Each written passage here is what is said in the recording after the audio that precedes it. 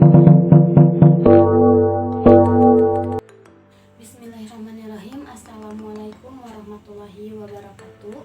Perkenalkan, saya Resti Fauzia dari kelompok Abu Nawas. Di sini saya akan menceritakan sedikit mengenai apa itu tasawuf. Tasawuf menurut Al-Qasas merupakan budi pekerti yang agung, sedangkan menurut Al-Junaid, tasawuf merupakan suatu pengabdian secara totalitas kepada Allah Subhanahu wa Ta'ala, dimana seperti halnya gini, kita menjalankan iman, Islam dan juga Islam kita itu secara sempurna gitu, jadi seimbang. Nah, sebutan bagi ahli tasawuf yaitu sufi. Tetapi karena tasawuf merupakan suatu akhlak Rasulullah yang dilestarikan oleh para sahabat dan tabi'innya, berarti bukan hanya ahli tasawuf yang disebut sufi, melainkan kita semua yang berperilaku atau berakhlak seperti yang dicontohkan oleh Nabi Muhammad SAW bisa disebut dengan sufi. Nah, dari penjelasan tersebut, ilmu tasawuf merupakan suatu ilmu yang mempelajari mengenai bagaimana cara kita memperoleh akhlak mulia berdasarkan Al-Quran dan hadis. Kemudian ada perkembangan tasawuf. Puncak keemasan dari tasawuf itu sendiri di masa hidup Nabi Muhammad SAW, di mana beliau selalu mencontohkan perilaku atau akhlak yang mulia selama hidupnya. Nah, ciri-ciri dari tasawuf pada zaman ini merupakan zuhud.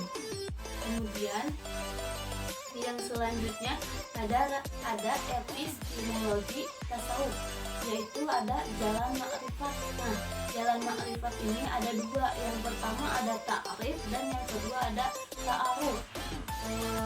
Pengantar ta'aruf adalah maqamat wal ahwal yang terdiri dari dua arti. Yang pertama ada maqamat. Maqamat itu memiliki arti kedudukan spiritual.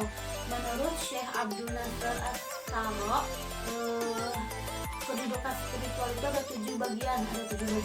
Yang pertama ada taubat, ada waro, ada zuhud, ada fakir, ada sabar, ada tawakal, dan yang terakhir ada ridho.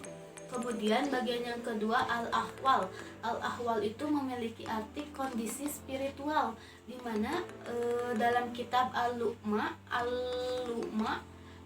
ada 7 jenis kondisi spiritual. Yang pertama ada muraqabah, mahabbah, khauf, raja, khawf, dan musyahadah dan yakin.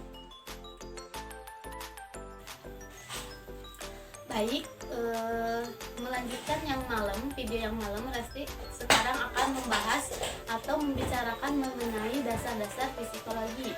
Psikologi sendiri merupakan suatu cabang ilmu yang mempelajari mengenai kejiwaan manusia. Nah, cabang psikologi ini merupakan cabang dari ilmu kedokteran. Ilmu kedokteran kan mempelajari mengenai fisik manusia. Nah, psikologi ini mempelajari mengenai psikis manusia. Kemudian ada perbedaan psikologi dengan tasawuf psikoterapi sendiri. Yang pertama ada aspek pada manusia, kognitif, afektif, psikomotor, spiritual. Nah, keempat unsur ini menggunakan teknik psikologi barat. Sedangkan pada tasawuf psikoterapi fokus aspeknya kepada spiritual dengan menggunakan teknik tasawuf itu sendiri. Baik, yang selanjutnya ada fungsi materi psikologi di jurusan tasawuf psikoterapi. Yang pertama ada memberikan pemahaman yang sifatnya komprehensif mengenai manusia. Yang kedua ada menyediakan tools atau alat bantu untuk memahami manusia yang belum tersedia lengkap dalam pendekatan tasawuf psikoterapi. Sekian dari saya. Terima kasih atas perhatiannya. Mohon maaf bila banyak kesalahan. Wassalamualaikum warahmatullahi wabarakatuh.